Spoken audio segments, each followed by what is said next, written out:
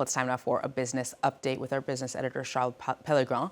We're going to focus now on what used to be, Charles, one of China's largest companies, but is now barely a shell of its former self. I'm talking about real estate conglomerate Evergrande. It was founded in 1996 in southern China and rode the wave of China's economic boom for the next 25 years or so. At its peak in 2017, its CEO, Hui Kaiyan, was Asia's richest man, and the company valued at over $50 billion. The brand was omnipresent on construction sites all over China and in other sectors as well. It was also the backer of what used to be one of the country's biggest football clubs in Guangzhou and was a maker of electric cars. But this Monday, the company's officially been delisted from the Hong Kong Stock Exchange. So what happened, Charles? Why the fall?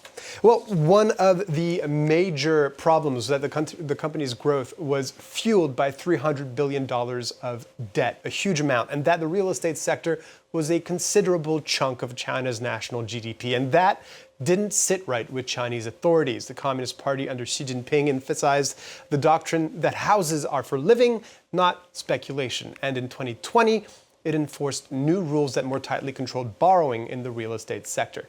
And this precipitated the downfall. Evergrande looked to sell some of its properties at huge discounts just to make its interest payments, but that didn't work out, and in 2021 it was forced to default on some of its overseas debt. Then long negotiations with creditors dragged on for years until January 2024, when a Hong Kong court ordered the liquidation of the company and suspended trading of its shares.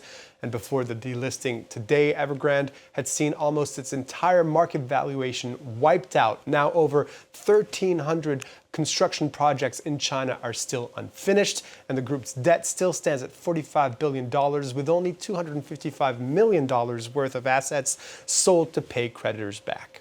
So what has all of this meant for China's economy at large then? Well, Evergrande's fall really highlights the huge shifts China's economy has gone through in just a few years, with a significant slowdown in growth now settling around the 5% annual mark. At its peak, the real estate sector was worth about a third of the country's economic output, and property was also a huge source of income for now cash-strapped local governments. It was also where Chinese households stored their savings. But with home prices falling by as much as 30%, those savings have lost value as well, making Chinese consumers more cautious, driving low consumption, and even at some points disinflation. Nevertheless, the government has stopped short of bailing out Evergrande and other troubled property companies, as it's looking to direct the economy towards other more strategic areas like technology and renewable energy. Let's take a quick look at the markets then. Well, the positive trend that we saw in Asia this Monday on the back of the rally in the U.S. on Friday after the speech of Fed Chair Jerome Powell signaling a rate cut for this September, well, that's not bleeding into European markets this Monday morning. Major bourses trading lower at the open, as you can see there. The FTSE in London closed for the summer bank holiday. We'll finish, Charles, with a look at an interesting test case for the U.S.-China trade war. China was the main target of Donald Trump's desire to remake the terms of global trade. The superpowers have been engaged in negotiations to try and end tit-for-tat tariffs that have been raised between the two economies. And this has meant that, according to the latest trade data, Chinese foreign direct investment in the U.S. fell by $8.1 billion between 2019 and 2023. But some firms have bucked that trend. Daniel Quinlan tells us more. Before the latest round of the trade war between China and the US, a Chinese copper company, Wellicent, made what is looking like an increasingly wise investment.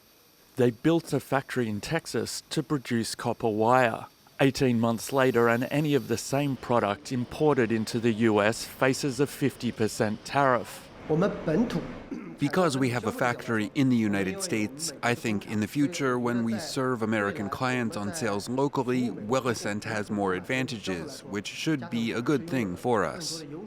They are building another factory in the state, which will start production later this year and eventually turn out 3,000 tons of copper wire a year, none of which will be subject to the 50% tariff.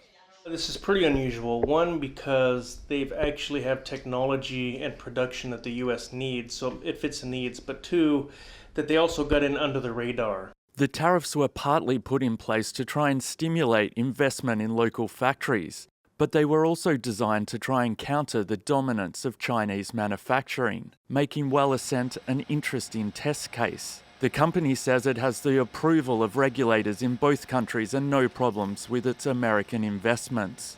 If that continues, Chinese companies may look to them as a model for how to invest in the US during an age of renewed trade wars.